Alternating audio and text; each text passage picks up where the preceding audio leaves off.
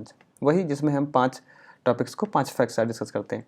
ये video combined है 21 और 22 जनवरी की न्यूज़ का, जिसमें करंट अफेयर्स टॉपिक को हम आपके साथ डिस्कस करेंगे। सबसे पहले NWM मतलब नेशनल वॉर मेमोरियल के बारे में हम जानेंगे, बंदीपुर टाइगर रिजर्व क्या है उसके बारे में जानेंगे, हवाना सिंड्रोम क्या है आजकल बहुत न्यूज़ में है उसके बारे में जानेंगे, रूट ब्रिजेस क्या हैं, कहाँ से रिलेट करते हैं उनके बारे में जानेंगे, और कुछ मिसलेनियस न्यूज़ हैं जिनके बारे में हम आज जानेंगे। आइए आगे बढ़ते हैं। सबसे पहले हमारा पहला टॉपिक है नेशनल वॉर मेमोरियल। खबर क्या है, आपको पता ही होगा कि जो हमारा अमर जवान ज्योति नियर इंडिया गेट, एक ज्योति हमारी जलती है, उसको मर्ज किया जा रहा है वॉर मेमोरियल फ्लेम के साथ। क्या खबर समझ गए? एक्चुअली वॉर मेमोरियल फ्लेम जो है और या बोल सकते हैं कि नेशनल वॉर मेमोरियल जो बना हुआ है और अमर जवान ज्योति जो बने हुए हैं, दोनों इंडिया गेट के आसपास ही बने हैं, और वहाँ दोनों जो हमारे सैनिक थे उनकी याद में, उनके सम्मान में वहाँ पे इस तरीके की जो फ्लेम है वो जलती हैं। तो अभी गवर्नमेंट क्या कर रही है कि बहुत ज़्यादा आपको पता ही है कि विस्तारा प्रोजेक्ट के तहत पूरा इंटायर चेंज हो रहे हैं हमारे मोनूमेंट्स, बहुत हमारी पार्लियामेंट बन रही है, तो उसके तहत ही सुभाष चंद्र कंस्ट्रक्शंस चल रहा है सुभाष चंद्र बोस जी का मेमोरियल बनने के लिए, तो उसमें इन दोनों को एक साथ मर्ज कर दिया जा रहा है। तो ये खबर है, कुछ लोग इसके पक्ष में हैं, कुछ इसके विरोध में हैं। चलिए, ये तो पॉलिटिक्स है अपना, हमें बात करते हैं कि हमें इससे एग्जाम पर्पज से क्यों पढ़ना चाहिए। तो सबसे पहले हम जान लेते हैं कि नेशनल वॉर मेमोरियल क्या है। तो ये नेशनल वॉर मेमोरियल क्या है, एक मोनूमेंट है जो कि बिल्ड हुआ है सम्मान और याद रखने के लिए उन हमारे फौजी भाइयों की जो शहीद हुए थे कन्फ्लिक्ट्स में, चाइना के साथ, पाकिस्तान के साथ। हमारा 1961 वॉर जो गोवा में हुआ था, उनको गोवा को लिबरेट करने के लिए पुर्तगालियों से, उनमें ऑपरेशन पवन एंड रक्षक और बहुत सारे ऑपरेशन हुए थे। इन सब में जितने हमारे वीर सैनिक जवान शहीद हुए हैं उनकी याद में ये नेशनल वॉर मेमोरियल बनाया गया था। क्वेश्चन यहाँ से पूछ सकते हैं कि नेशनल वॉर मेमोरियल किन के लिए बनाया गया था, कहाँ शहीद हुए सैनिकों के सम्मान में बनाया गया था। तो ये हमें याद रखना है कि कब कब हुआ था। इसके जो इस्टेब्लिश हुआ था, यहाँ पे देखिए, जो इस्टेब्लिश हुआ था वो जनवरी 2019 में हुआ था, near India Gate. India Gate में नहीं, इंडिया गेट के पास में ही। अगर आप कभी फिजिकली जाके देखेंगे तो आपको पता चल जाएगा। क्वेश्चन यहाँ पे ये बन सकता है कि जो नेशनल वॉर मेमोरियल है वो डिज़ाइन किसने किया था। तो ये डिज़ाइन जो हुआ था वो योगेश चंद्र हसन करके थे, वीबी डिज़ाइन लैब चेन्नई के, उन्होंने किया था। ये क्वेश्चन इंपॉर्टेंट हो जाता है, ये फैक्ट इंपॉर्टेंट हो जाता है, तो प्लीज़ इसको याद रखिएगा। किसने, योगेश चंद्र हसन ने क्या बनवाया था, नेशनल वॉर मेमोरियल का जो मोनूमेंट है उसका जो डिज़ाइन दिया था। अब बात कर लेते हैं अमर जवान ज्योति है उसके बारे में। तो ये देखिए, ये भी हमारे शहीदों के ही याद में बनाया गया है, ऐसे सोल्जर्स की याद में बनाया गया है जो शहीद हुए थे या जिनका देहांत हुआ था इंडो पाकिस्तान वॉर 1971 में। तो यहाँ से क्वेश्चन ये बन जाता कि अमर जवान ज्योति जो है वो रिलेटेड टू विच इंसिडेंट। तो क्या हो जाएगा, इंडो पाक वॉर 1971। इसी वॉर को हम क्या बोल देते हैं, बांग्लादेश लिबरेशन, क्योंकि इसी में हमारा वो हो गया था ना, लिबरेशन वॉर।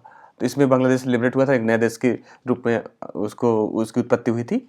तो याद रखना कि अमर जवान ज्योति जो कि कहाँ है, इंडिया गेट में है। जैसे आप देखेंगे ना कि ये हमारा इंडिया गेट है अगर, तो यहीं पे जलती है। और ये जो हमारा नेशनल वॉर मेमोरियल है वो यहाँ से थोड़ा सा दूर हटके यहाँ पे नेशनल वॉर मेमोरियल बना हुआ है। ठीक है, तो अब इन दोनों को मर्ज किया जा रहा है और हमारा एक ही जगह पे इन दोनों की ज्योति जलती, यहाँ पे ज्योति जलती थी। इसमें क्या है कि जो हमारा इंडिया गेट में है, जो भी मार्बल लगा हुआ है ना, तो इसमें जो हमारे 1971 वॉर में जितने भी हमारे वीर योद्धा थे, इनके सबके यहाँ पे नेम्स लिखे हुए हैं, ये याद रखना है। इसके बाद इसको कब बनाया गया था, किसको,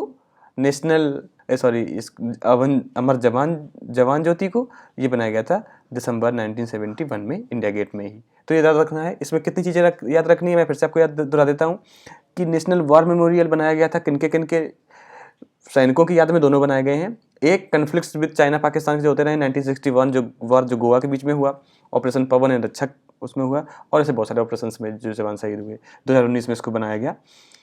डिज़ाइन भाई अगर आप याद रख सकते हैं तो प्लीज़ रख लीजिएगा। अमर जवान ज्योति पाकिस्तान इंडो जो वॉर हुआ था 1971 उसके शहीदों के नाम पे बनाया गया है, इंडिया गेट में 1971 में बनाया गया था। तो ये इसके बारे में थोड़ा सा आप लोगों को जानना जरूरी था एग्जाम पर्सपेक्टिव से, मुझे लगा। आइए दूसरे टॉपिक बात कर लेते हैं। दूसरा है हवाना सिंड्रोम। खबर क्या है कि अभी USA की रिपोर्ट में बोला गया है कि हवाना सिंड्रोम जो है not a foreign campaign. Campaign का मतलब है कि कोई एक काम उनका नहीं है।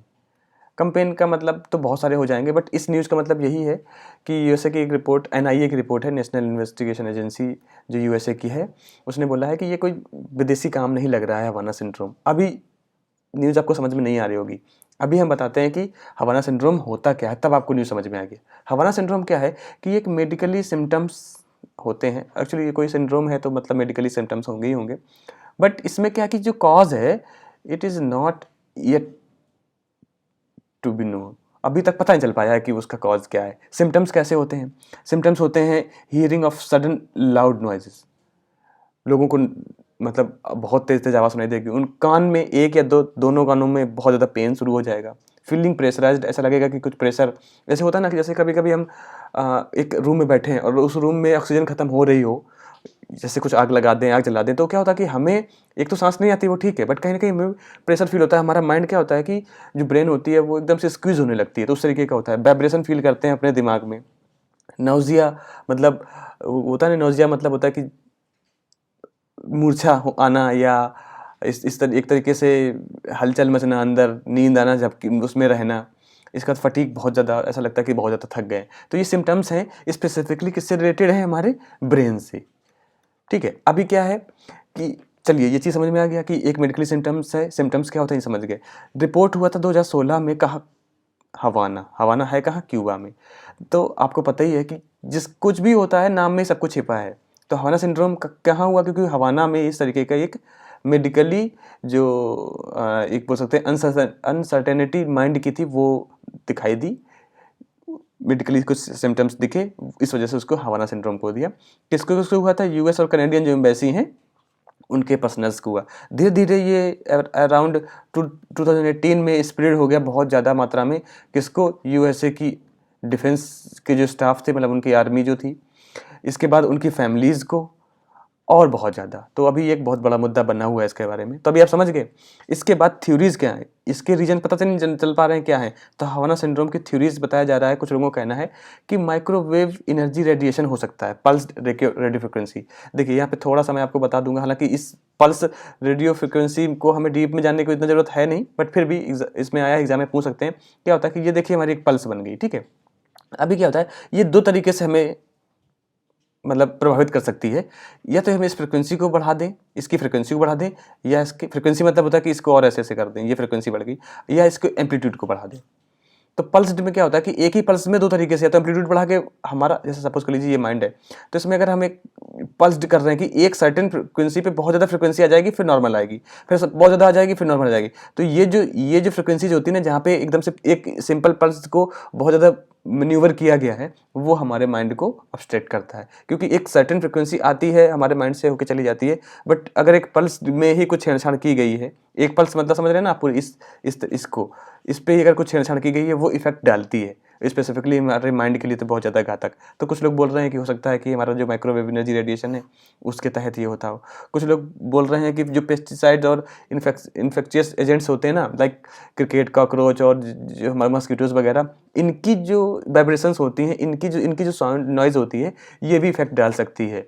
कुछ लोगों का कहना है यूएसए का कि ये काम रसिया का है। तो अभी जब तक पता नहीं है तो सिर्फ अनुमान लगे हैं। एग्जाम में ऐसा कुछ पूछा नहीं जाएगा, बट क्या क्या हो सकता है ये पूछ सकते हैं। तो माइक्रोवेव, क्योंकि डायरेक्टली माइंड पे इम्पैक्ट डाल रहा है, तो वो भी हमारा माइक्रोवेव रेडिएशन का वाला इशू ज़्यादा क्लियर हो।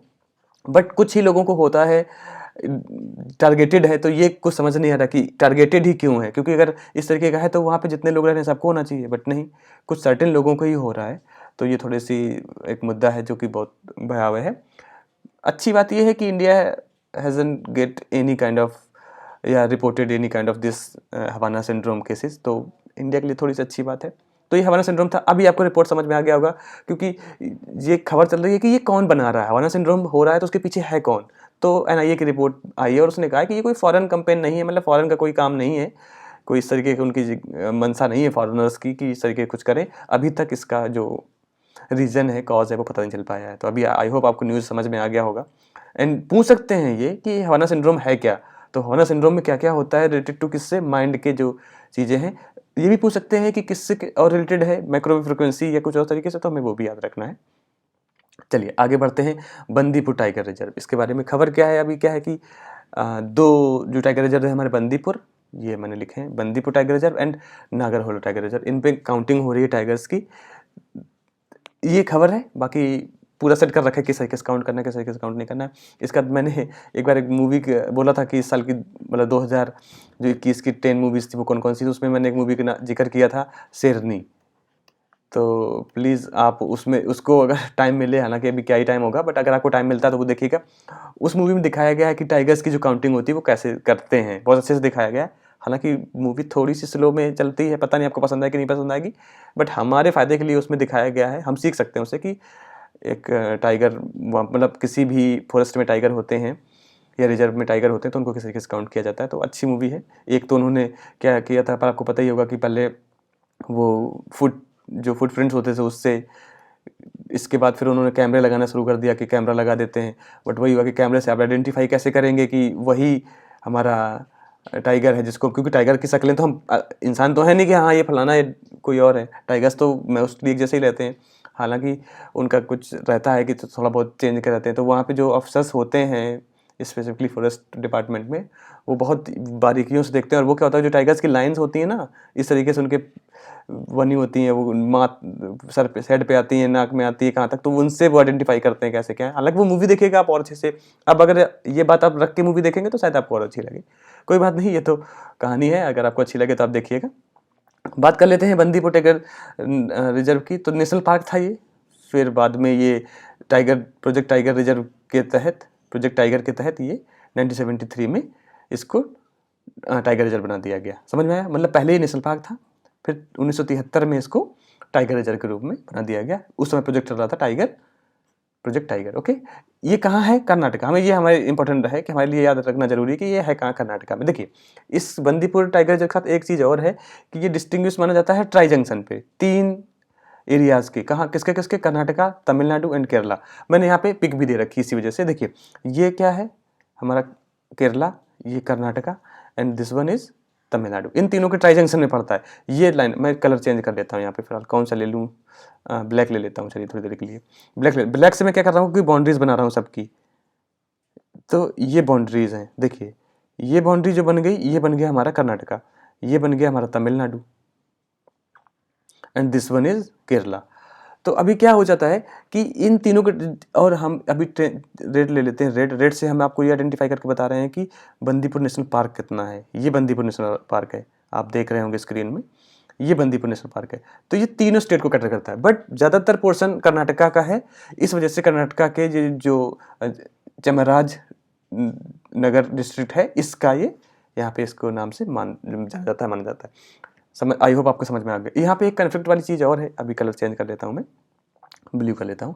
यहाँ पे कन्फ्लिक्ट वाली बात ये है कि यहाँ पर 2 NH हैं, नेशनल हाईवे हमारे 212 एंड नेशनल हाईवे 181, ये यहाँ से निकले हैं। देखिए ये नेशनल हाईवे निकला, एक ये निकला हुआ है बीच बंदीपुर से, कौन सा? 212, और ये निकला है 181, ये आप देख रहे होंगे।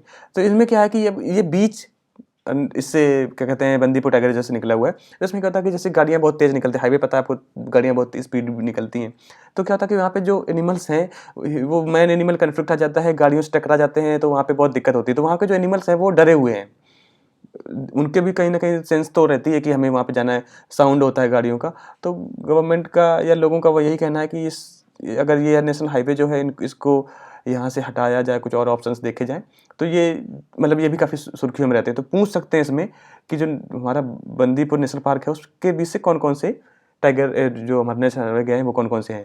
तो मुझे याद नहीं है, किसी एग्जाम में पूछा भी गया था कि कौन सा, शायद कान्हा नेशनल पार्क है, उससे कोई निकला है नेशनल हाईवे, उसका पूछा गया था। तो ये भी पूछ सकते हैं, तो आप याद रख लीजिएगा।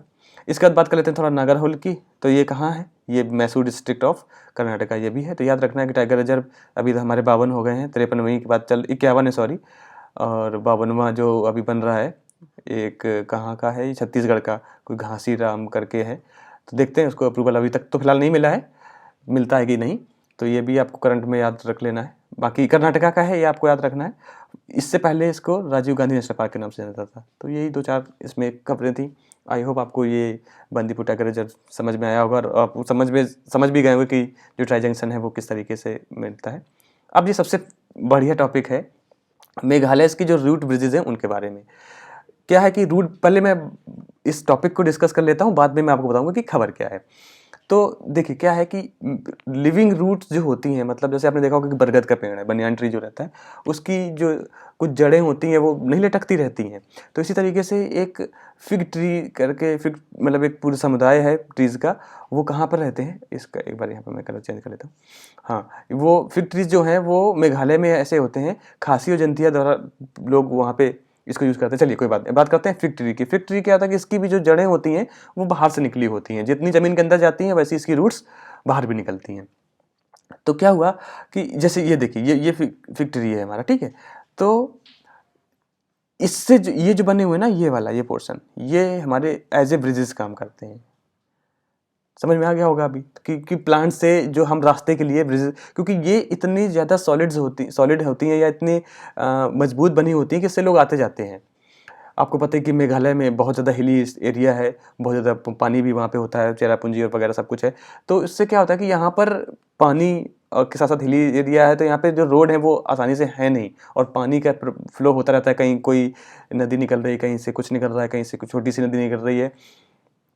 तो इस ये वाटर रिसोर्सेज जो भी होते हैं, रिजर्व जो होते हैं, उनकी वजह से तो इस तरीके के जो पेड़ वहाँ पर बहुत होते हैं। तो वो क्या करते हैं, वहाँ के लोग जो हैं, खासी जंतिया पीपल जो हैं, ट्राइब्स हैं वहाँ पे क्या करते हैं, इनको यूज़ कर लेते हैं एज अ ब्रिज। चलिए, ये तो बात आप समझ में आ गया कि लिविंग प्लांट रूट्स होते हैं, कैसे बना ये समझ में आ गया। चलिए, कॉमनली आपको ये बता दिया कि साउदर्न पार्ट में बनते कैसे हैं, नेचुरली एंड हैंडमेड। ये थोड़ा सा मैं आपको यहाँ पे डिस्कस करूँगा। देखिए, इसके रूट्स आ गए, तो ये रूट्स जाते ऐसे तुरंत नहीं चले जाते हैं। यहाँ पे मैं कलर कौन सा लूँ, ब्लू ले लेता हूँ थोड़ी देर के लिए। यहाँ पे रूट्स ऐसे नहीं जाते। क्या होता है कि ये यहाँ पे रूट्स निकल रहे हैं, ऐसे फैले रहते हैं। यहाँ पे जो खासी जनतिया के लोग हैं वो लोग इन रूट्स को क्या करते हैं, सेग्रीगेट करते हैं, और इस तरफ भी जो पेड़ होता है उस पर इसको टाई अप कर देते हैं। इसके बाद ये रूट आपस में फिर रूट बनती स्लोली ये इतने मजबूत हो जाता है कि ये will become a live root bridge. समझ में आ गया ना आपको, इस तरीके से रूट बनता है। तो इसी वजह से मैंने बोला कि नेचुरली तो बनते हैं, but with the help of humans, तो हैंडमेड भी हैं ये, समझ गए। इसके या टोटली हम इसको हैंडमेड भी बोल सकते हैं, ऐसा नहीं है, हैंडमेड भी टोटली बोल सकते हैं, बट नेचुरली भी एक बार इसको मिला दो, फिर इसके बाद ये खुद ही अपने आप को बढ़ाता रहता है, इस तरीके से है। तो खासी जंतिया के लोग यहाँ पे इसको करते हैं। इसकी जो लेंथ होती है वो अबाउट 50 मीटर होती है, थोड़ी बहुत कम ज़्यादा हो जाती है। एंड जब इतनी चीज़, बड़ी चीज़ है, आप समझ गए ना, इतनी बड़ी चीज़ है, तो क्या हो रहा है, यहाँ के लोगों का या हमारे गवर्नमेंट का ये कहना है कि जो मेघालय के रूट ब्रिजेज हैं, जो लाइव रूट ब्रिजेज हैं, इनको भी यूनेस्को का दर्जा मिलना चाहिए, टैग मिलना चाहिए, इसकी वो लोग मांग कर रहे हैं। तो ये खबर थी। मेघालय रूट ब्रिज क्या है आपको समझ में आ गया, और किस तरीके के पेड़ से बनता है, फिग, FIG फिग ट्रीज से बनता है, कहाँ के लोग इसका ज़्यादातर यूज करते हैं, तो खासी और जंतिया के। ये 2-4 चीज़ें। कितना इसका लेंथ रहता है, तो अबाउट 50 मीटर रहता है, थोड़ा कम थोड़ा ज़्यादा।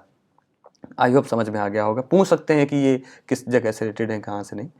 अब बात कर लेते हैं कुछ मिसलेनियस न्यूज़ की। तो एक्सटेंडेड रेंज ब्रह्मोस का सफल परीक्षण हुआ है, सॉरी, परीक्षण होते रहते हैं, उसमें हमें इतना दिमाग लगाने की बात नहीं है। दिमाग लगाने की जो बात है वो है कहाँ हुआ है, तो चंदीपुर। अभी क्वेश्चन कैसे पूछ दिया जाएगा कि चंदीपुर जो है वो कहाँ है। अब आपको लगेगा कि यार ये चंदीपुर ऐसे कैसे पूछ दिया, चंदीपुर ऐसे तो कोई भी कल को दौलतपुर, करपानपुर, कोई भी पुर पूछ देंगे, तो हम कैसे, बंदीपुर पूछ दिया, कुछ भी पूछ देंगे तो कैसे बताएंगे। तो इस तरीके से न्यूज़ में रहते हैं, और बड़ा लोकेशन होता है। तो चंदीपुर उड़ीसा कोस्ट में है, और इसकी इट मीन्स उड़ीसा में है, और इसका सबसे बड़ा जो इम्पोर्टेंस है वो यही है कि यहाँ पर ब्रह्मोस मिसाइल का सफल परीक्षण होता है, या परीक्षण होता है, मतलब ब्रह्मोस मिसाइल का परीक्षण होता है, या फिर मिसाइल्स का यहाँ पे परीक्षण होता है। तो इस वजह से पूछ सकते हैं कि चंदीपुर है कहाँ, तो उड़ीसा में है, याद रखना है। पूछ सकते हैं अभी हमारे जो S रंगनाथन साहब जी हैं, वो पास डबे हुए हैं, पूछ सकते हैं S रंगनाथन साहब कौन थे, किससे रिलेटेड थे। आपको लगेगा कि अरे ऐसे तो कैसे याद रखें लोगों को, बट न्यूज़ में है, करंट अफेयर्स में है, तो इस तरीके से हम कोरिलेट कर सकते हैं कि सुप्रीम कोर्ट जज थे ये। तो याद रखना है कि फॉर्मर सुप्रीम कोर्ट जज थे, बड़ी हस्ती थे, छोटी मोटी हस्ती नहीं थे। इसके बाद आपको पता ही है कि एरिया है यूक्रेन। इस पर एक दिन मैं एक सेपरेट वीडियो बनाऊंगा यूक्रेन पे। तो यूक्रेन का जो एरिया है उसमें क्या है कि ये रसिया का पार्ट था, फिर नहीं हुआ, फिर हुआ, ये इस तरीके के चल रहा है। तो चलिए उस वीडियो में आपको पूरा समझा दूंगा। ये यूक्रेन के साथ कुछ चल रहा है कि वो रसिया अपना हक मानता है, अपनी आर्मी भेजता है, अपना टेरिटरी मानता है, बट यूएसए जो है थोड़ा सा नाराज है। वो कहता है कि ऐसे नहीं, कोई इंडिपेंडेंट चाहता है तो आप उसको इंडिपेंडेंट दीजिए, वो नहीं आपकी सोवरेनिटी मार रहे हैं। जैसे हांगकांग एंड चाइना जो है, इसके बीच में भी तो चल रहा है ना कॉन्फ्लिक्ट, कि हांगकांग कहता है कि नहीं नहीं मैं, जैसे चीनी टाइपे है, तो इस तरीके से जिसको तिब्बत बोलते हैं। तो ये ऐसे बहुत सारे रीजन्स हैं जहाँ पे मतलब संशय है कि एग्जैक्टली वो खुद प्लेसेस चाहते हैं कि हम अपने इंडिपेंडेंट रूप में उभरें, बट एनी हाउ जो माइटियर है वहाँ का वही होता है ना कि जिसकी लाठी उसी की भैंस, तो बस वही भैंस को चला रहे हैं। तो यही है कि रसिया इस यूक्रेन को अपना पार्ट मानता है, बहुत सारे रीजन्स की वजह से टेंशन है। तो यूएसए कहता है कि आओ मिल बांट के नौटंकी को ख़त्म करें, किस लिए। तो एक ये न्यूज़ है, इतना कुछ है नहीं।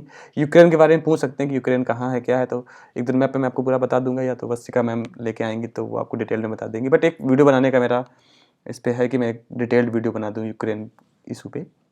चलिए अभी नेक्स्ट है कि बिरजू महाराज जो हमारे हैं वो भी पास डबे हो गए 2 दिन पहले। वो क्या थे ये पूछा जा सकता है।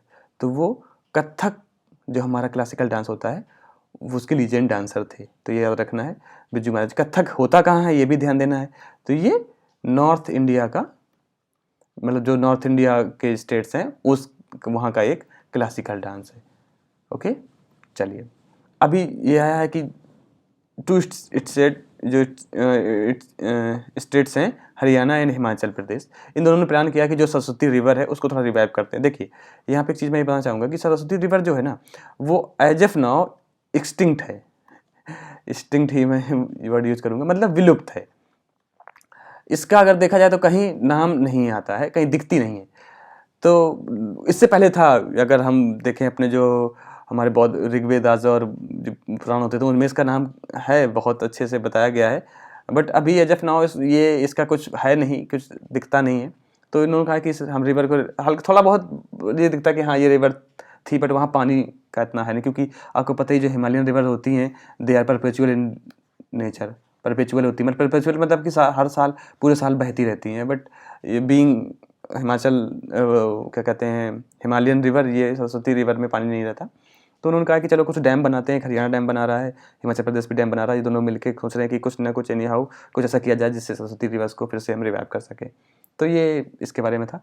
इसमें इसको बस एक न्यूज़ के तहत आपके सामने पेश कर दिया। तो आज का ये डिस्कशन आपको